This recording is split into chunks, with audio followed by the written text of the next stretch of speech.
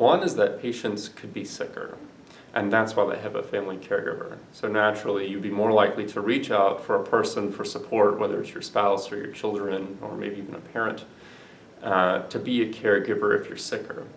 But what we found was that when we divided patients with and without caregivers, we didn't see any differences at baseline in quality of life, depression scores, and functional ability scores, and multimorbidity scores.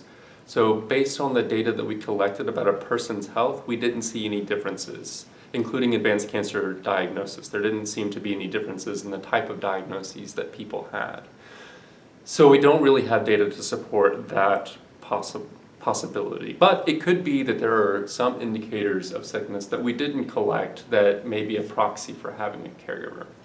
Our second explanation is that there has been some work done where they have looked at this idea of self-perceived burden on others, such that if I perceive myself as a patient of having a high, of asking a lot from a caregiver to do tasks for me, I'm going to feel a certain level of guilt about that and be less likely to want life-sustaining treatments, more likely to want an advance directive, more likely to be accepting of palliative care. And so there may be an association between that and just living less long. Our third explanation is that individuals without a caregiver who are unmarried may just have a history of being highly self-reliant.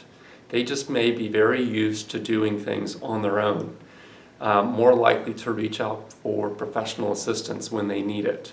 And so they don't necessarily always, knowing that they don't always have a caregiver there to do things for them, they may just be more likely to get things done on their own, which may give them a higher odds of survival over time.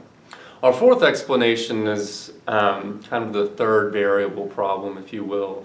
There may just be some relationship between having a caregiver and the type of health care that you receive. And this latent construct, this variable that we don't really know of, may be associated simply with just having a caregiver, but we don't know what that is.